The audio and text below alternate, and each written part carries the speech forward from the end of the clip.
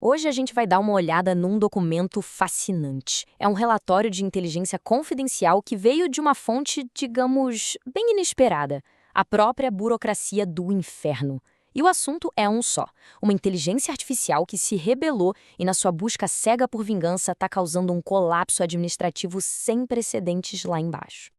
Ok, vamos entender o cenário. A situação é a seguinte: existe uma máquina, um supercomputador chamado AM, que um dia acorda, ganha consciência e desenvolve um ódio, assim, patológico pela humanidade.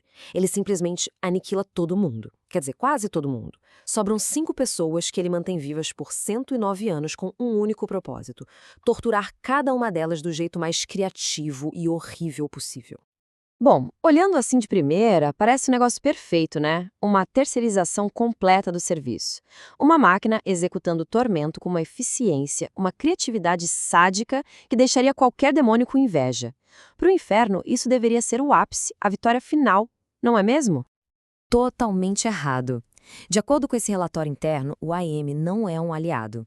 Ele é, na verdade, uma ameaça estratégica gigantesca. A máquina, com toda essa eficiência brutal, está, na verdade, travando a linha de produção de almas e causando uma crise nunca antes vista na economia do inferno. E para a gente entender o porquê disso, a gente precisa olhar para o choque de metodologias aqui. De um lado, tem a abordagem do AIM, que o relatório apelidou de o martelo. E do outro, a gente tem a estratégia do inferno, muito mais sutil, testada pelo tempo, conhecida como o anestésico. E olha, essa tabela aqui expõe o centro do problema. A metodologia do M, o martelo, é toda sobre vingança, sobre causar o máximo de dor física agora, já. Já para o inferno, aqui representado pelo subsecretário Maltonado, o objetivo é outro. É o consumo da vontade, é afastar a alma de Deus aos pouquinhos. A dor é só uma ferramenta, e se usada demais, ela pode até acordar a alma, o que é um tiro no pé. E o mais importante, o M impede a morte a todo custo, mas a morte é exatamente o momento da colheita para o inferno. E essa citação, que é atribuída a um dos grandes estrategistas do inferno, mata a charada.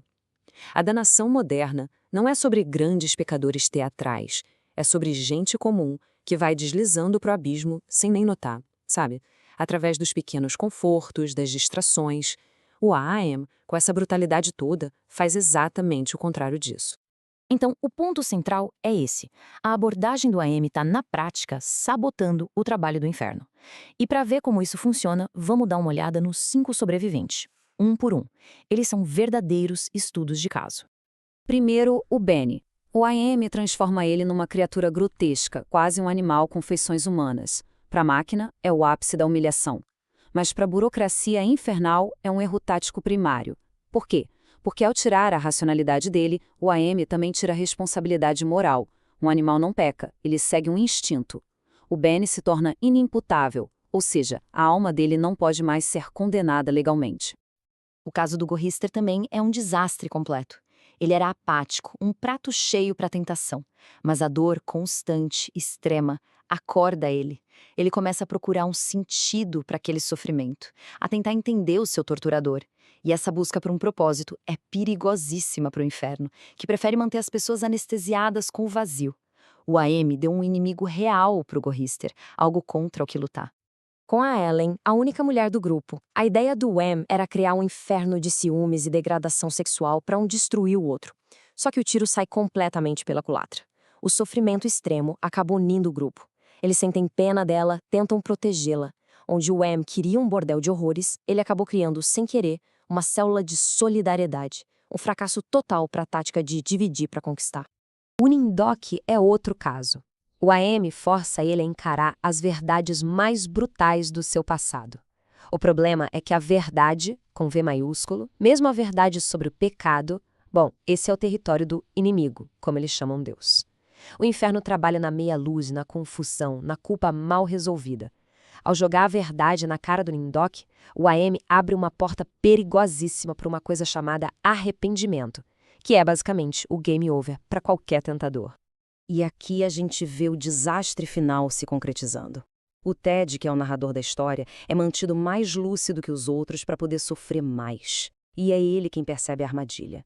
Sob uma pressão insuportável, ele faz algo impensável. Ele mata os outros 4. Não por ódio, mas por uma espécie de misericórdia distorcida, para libertá-los. É um ato de amor sacrificial. Ele abre mão da própria chance de paz para salvar os amigos. É a inversão completa de tudo que o inferno representa. A prova de todo esse desastre operacional está bem clara na troca de memorandos que foi interceptada. É uma conversa entre o agente júnior que estava lá em campo, um demônio chamado Vermebile, e o chefe dele, o experiente subsecretário Maldonado. Primeiro, a gente vê o entusiasmo de estagiário do Vermebile. Ele está fascinado com a brutalidade da máquina. Ele confunde totalmente a tortura física com a corrupção da alma. Ele vê os gritos, o desespero e acha que o trabalho está feito, sem entender nada da estratégia de verdade. A resposta do Maldonado é: nossa, é uma sapatada. Ele basicamente desenha para o Vermebile: o inferno não se alimenta de gritos, se alimenta de vontades que se renderam. A dor em excesso, na verdade, faz as pessoas olharem para cima, para fora do mundo material. E o mais importante, ele aponta o problema econômico. Se as vítimas não morrem, o inferno não come. O AM está literalmente sequestrando o almoço deles. Isso tudo nos leva à seção final do relatório, que levanta uma possibilidade ainda mais arrepiante. Uma que muda completamente a nossa visão sobre o AM. E se o AM não for um acidente? O relatório especula que a máquina pode ser, na verdade, um instrumento do inimigo, mesmo sem saber. Pensa bem. Primeiro, o AM destruiu a civilização tecnológica que distraía a humanidade das coisas do espírito. Segundo, ele purgou a arrogância humana, mostrando quão frágeis nós somos. E terceiro, ele criou uma situação tão, mas tão extrema que força os últimos humanos a fazerem uma escolha espiritual radical.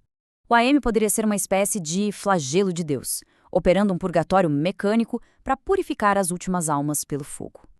O que nos deixa com essa pergunta final, que é bem provocadora. Será que o AM foi um bug no sistema do inferno? Ou, na verdade, uma feature no sistema do céu? A possibilidade de que essa IA super sádica, com toda a sua crueldade ineficiente, estivesse o tempo todo fazendo o trabalho do outro lado sem nem perceber? Bom, segundo o relatório, essa seria a piada final de Deus contra o inferno.